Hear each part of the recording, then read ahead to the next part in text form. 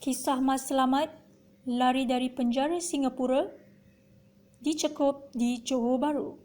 Mas Selamat telah memalukan sistem penjara di Singapura apabila berjaya meloloskan diri dari pusat tahanan Jalan Whitley pada 27 Februari 2008 melalui tingkap tandas yang tidak bergerigi.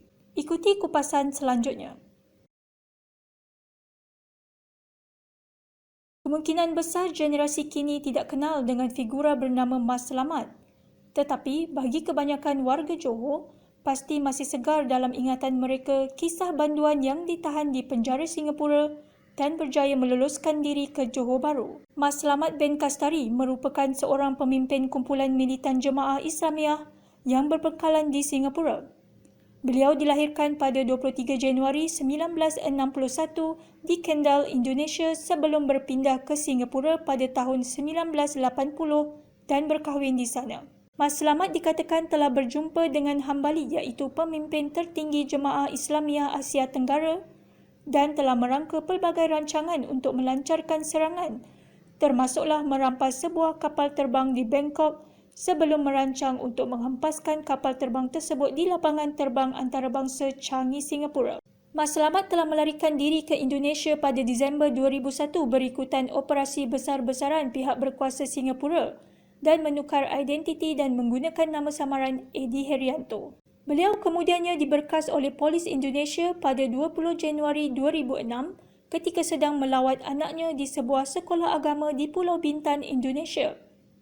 Singapura kemudiannya meminta supaya Mas Selamat diekstradisi ke Singapura dan dia kemudiannya ditahan di bawah Akta Keselamatan Dalam Negeri ISA Singapura. Namun demikian, dia telah memalukan sistem penjara di Singapura apabila berjaya meloloskan diri dari pusat tahanan Jalan Whitley pada 27 Februari 2008. Menurut Datuk Ayub Han Maidin Piche yang ketika itu menjawat jawatan Ketua Penolong Pengarah Bahagian Anti Peganas I8 Cawangan Khas Bukit Aman, Mas Selamat merancang kelariannya selama 1 bulan sebelum mengambil keputusan melarikan diri dari penjara di Singapura. Dia mendapatkan maklumat-maklumat penting mengenai keadaan jalan dan laluan di luar penjara tersebut melalui isteri dan saudara mara yang datang melawatnya. Setelah faham dan memahami jalan serta laluan yang perlu diambil dan tindakan pelan kecemasan jika perlu ketika melarikan diri, Mas Selamat mula menyimpan secara sulit bekalan makanan seperti mentega dan makanan kering yang menjadi lebihan makanannya di penjara.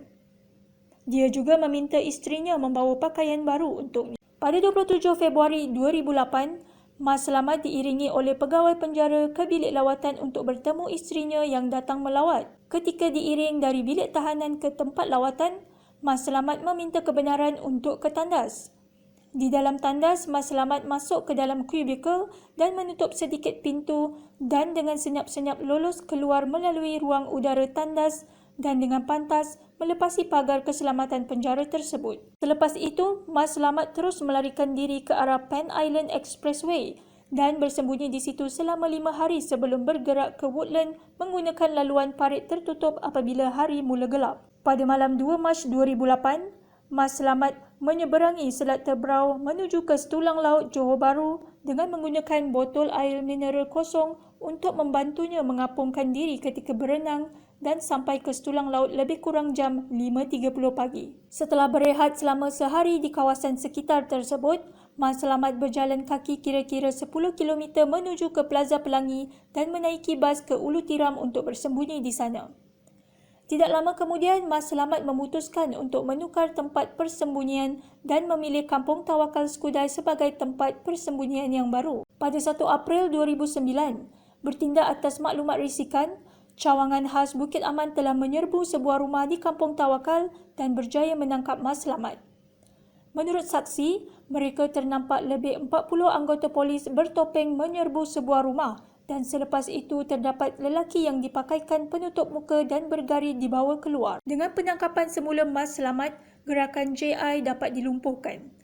Kita sebagai orang awam juga perlu menjadi mata dan telinga pihak berkuasa dan menyalurkan maklumat yang melibatkan sebarang aktiviti keganasan dan jenayah. Sekian, terima kasih.